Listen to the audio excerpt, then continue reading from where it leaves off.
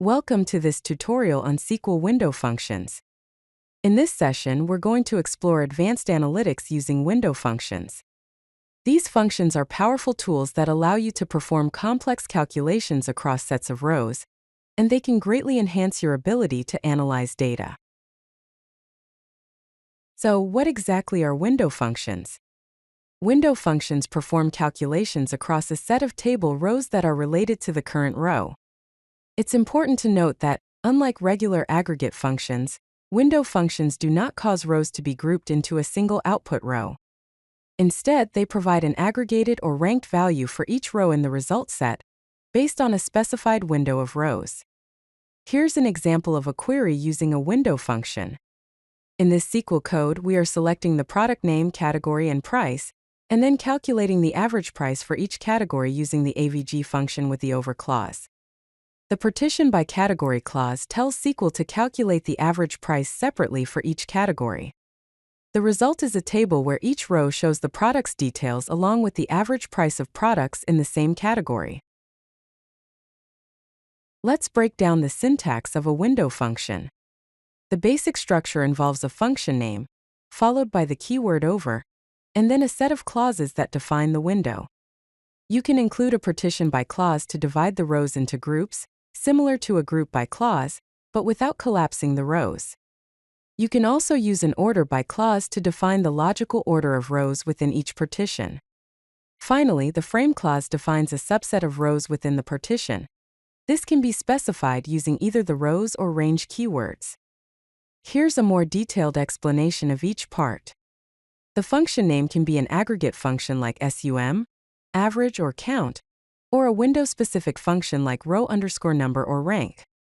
Partition by divides the rows into groups, just like group by, but it keeps the original rows.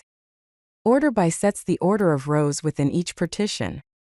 The frame clause further defines the subset of rows in the partition. SQL window functions can be classified into several types, each serving a specific purpose. These include ranking functions, aggregate functions, value functions, and distribution functions. Ranking functions such as row_number, rank, dense_rank, and tile assign a rank to each row within its partition. Aggregate functions like sum, avg, count, max, and min perform calculations over a window of rows. Value functions such as first_value, last_value, lead, and lag allow you to access values from other rows within the window. Finally, distribution functions such as %_rank, cum_dist, percentile_cont, and percentile_disk provide information about the distribution of values within the window. Let us look at each category one by one. Ranking functions include row_number, which assigns a unique sequential integer to each row. Rank, which assigns a rank with gaps for ties. Dense_rank, which assigns a rank without gaps for ties. Finally, tile divides rows into n equal groups. Aggregate functions include sum, which calculates the sum over a window. AVG, which calculates the average over a window. Count, which counts the rows over a window. And max and min, which find the maximum and minimum value over a window. Value functions include first_value, which returns the first value in a window. Last_value, which returns the last value in a window. Lead, which lets you access subsequent row values. And lag, which lets you access previous row values. Finally, distribution functions include %_rank, which calculates the relative rank as a percentage. Cum_dist, which calculates the cumulative distribution. Percentile_cont, which calculates the continuous percentile. And percentile_disk, which calculates the discrete percentile. Let's look at an example of how ranking functions work. In this SQL code, we are selecting employee name, department, and salary from the employees table. We're then using the row_number, rank, and dense_rank functions to assign a rank to each employee within their respective departments, based on their salary in descending order. The partition by clause divides the rows by department, and the order by clause sorts them by salary. Looking at the result for the IT department, Alice has the highest salary and thus gets a rank of 1 in all 3 ranking functions. Bob and Carol have the same salary, so rank assigns them both a rank of 2, while row_number gives them unique numbers 2 and 3, and dense_rank assigns them both a rank of 2 without skipping the next rank. The HR department follows the same logic. Aggregate window functions are a powerful way to perform calculations across a set of rows without collapsing them into a single row. In this SQL code, we're selecting product name, category, and price from the products table. We're then using the SUM, AVG, count, and max functions to calculate the total price, average price, product count, and maximum price for each category.